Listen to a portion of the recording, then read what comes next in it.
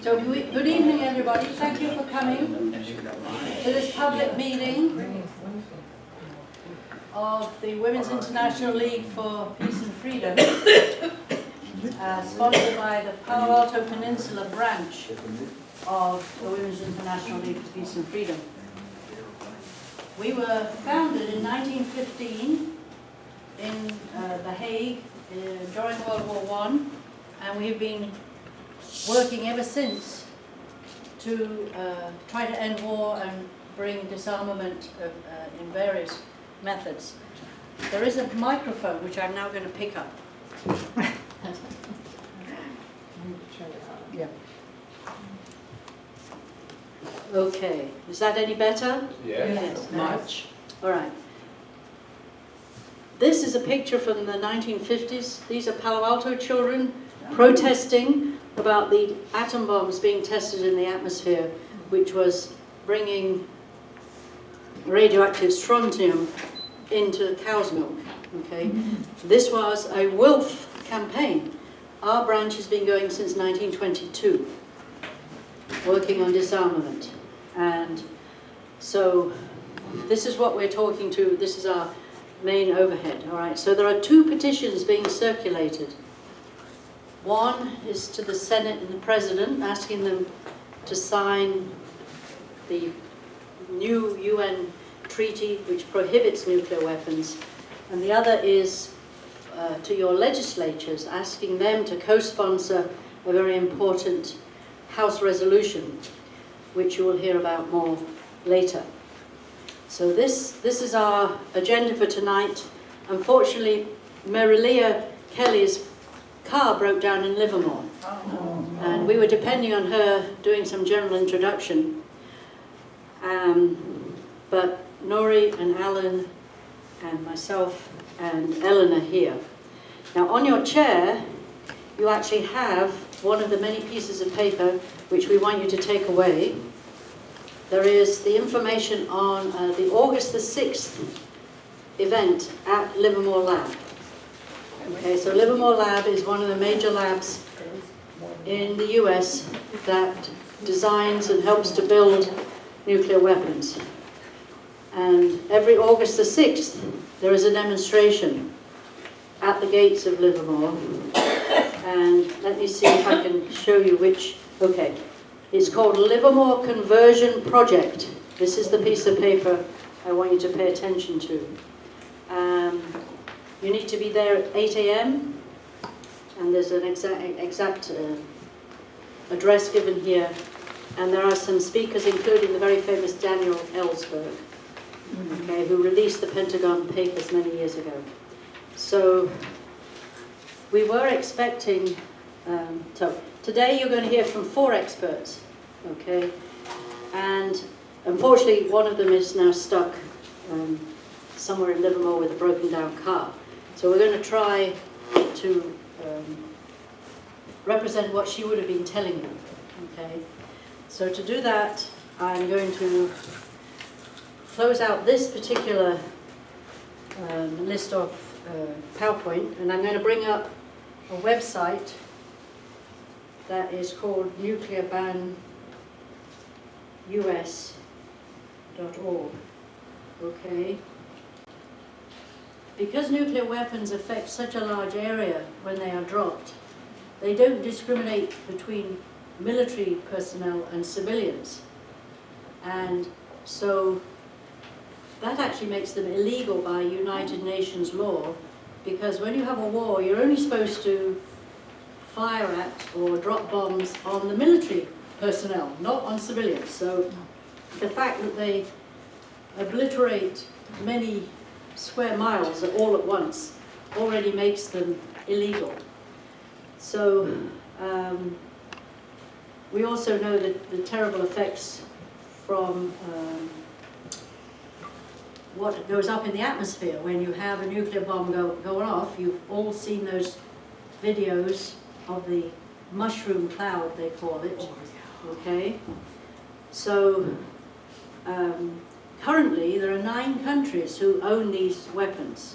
There's the list: United States, Russia, China, United Kingdom, France, Israel, North Korea, Pakistan and India. And between them, there's an estimated 15,000 nuclear warheads. Okay? The bombs that were dropped on Hiroshima and Nagasaki are very small compared with our current strength of nuclear weapons. And so it could be that just one Russian missile carrying, because now the Russians make a missile that can carry like 4 separate bombs. If they were to land it in San Francisco, which they can because they can direct these missiles very precisely, it would actually completely destroy all of the San Francisco Bay Area. So there is this organization called the Bulletin of the Atomic Scientists. You see the blue there? You've all heard of the Doomsday Clock? Yes? Yeah. They have been working out how close we are to the threat of nuclear war. Unfortunately, for a while, back in the 90s, when we actually had treaties with the USSR to destroy some of our, mutually destroy our nuclear weapons, and nuclear weapons were taken away and destroyed, they were able to move the clock a little back from midnight. But recently, February 2018, they moved it just to 2 minutes, from 1 minute from 2 minutes to 1 minute, okay? Signaling the increasing threat of nuclear war.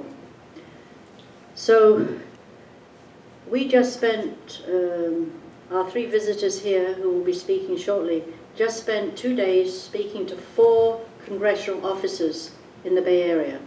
I was present for 2 of them today. And of course our congresswomen are actually in DC at the moment, so we're speaking to staff. And they all agreed that nuclear weapons are awful and we should really try and get rid of them. But legislators are not actually willing to do anything about it. So one of the reasons is, of course, there's a lot of money flowing from the government into industrial companies and commercial companies who make a lot of money from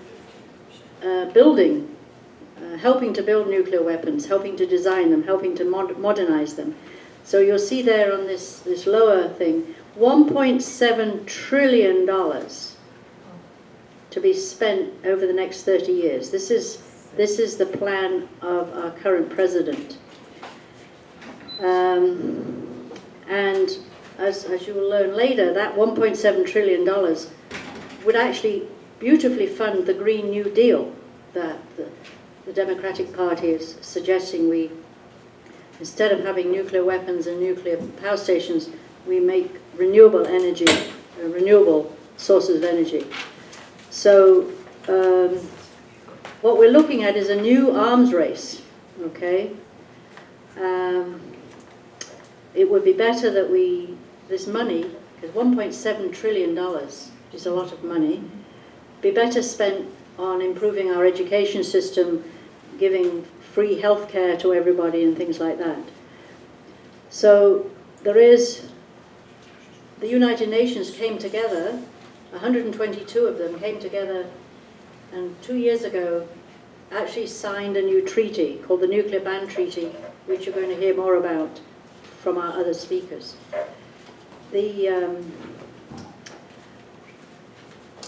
Okay, so I'm hoping I've convinced you that nuclear weapons are really not a good idea.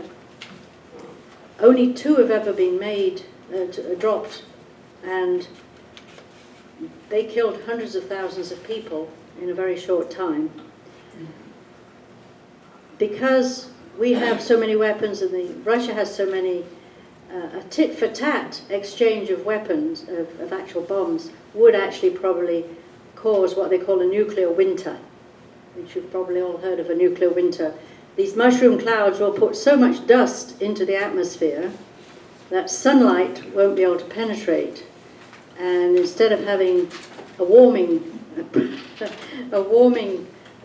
global catastrophe, we will actually have a colding one. We'll have one where we can't grow any vegetables or anything like that. So this is still a possibility which we need to avoid.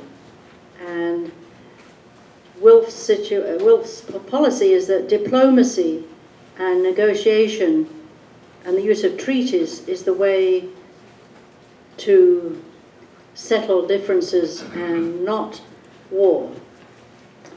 So I think that gives you a good summary of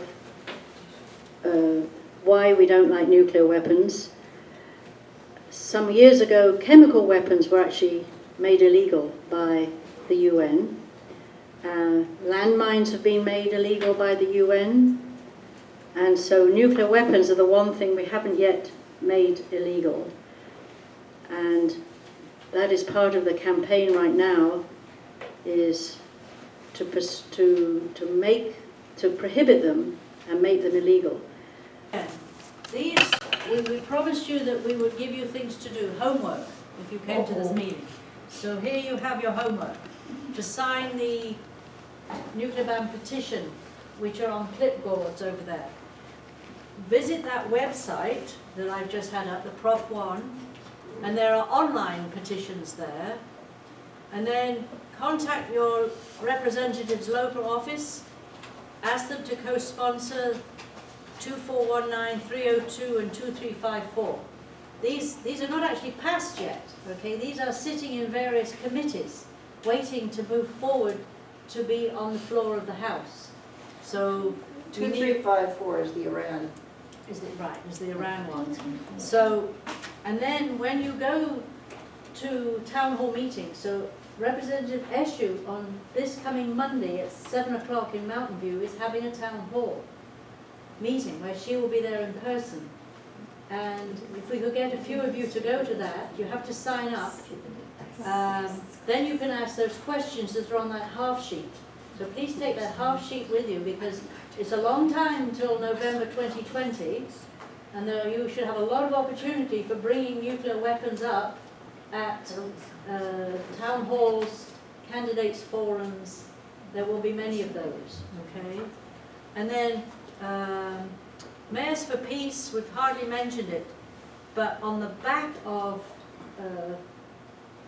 there was nuclear ban on one side, Mayors for Peace on the other. This is an organization of cities who have declared they don't want nuclear weapons. There are 7,772 cities in the world whose mayors have said, we agree with not wishing to have nuclear weapons. And East Palo Alto and Menlo Park recently joined Mayors for Peace. Palo Alto used to be a member. Greg Scharf, as he was mayor, took us out of it. Okay, we're trying to get Palo Alto back. Mountain View's not in it, San Jose's not in it. So if you're coming from those cities, use the back of that sheet that tells you how to go about getting your city to become a member of Mayors for Peace.